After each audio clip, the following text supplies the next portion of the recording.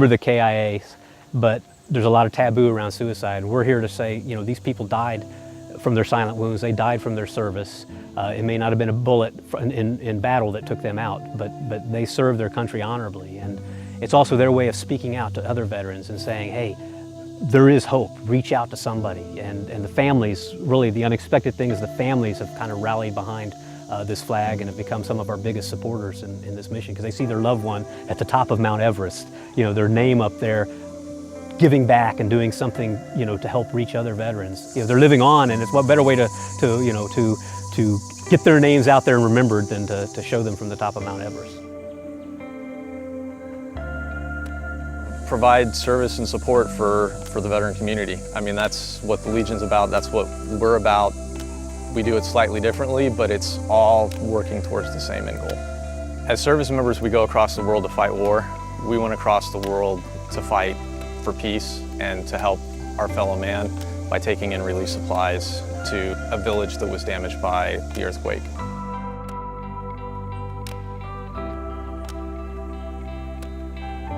Being outside is the only place where I just feel completely like myself. I didn't realize that I needed to force myself to get outside, because it's really easy just to get into my class schedule and sit at home on the weekends. And it just was a slippery slope into, you know, a deeper depression of just being by yourself and being isolated all the time. The only time I really just feel great is when I'm out in the world and, you know, meeting people and seeing new things and pushing myself a little bit. You know, just having a good time out here. I mean, there's nothing better to me than being out in the world. There's nothing.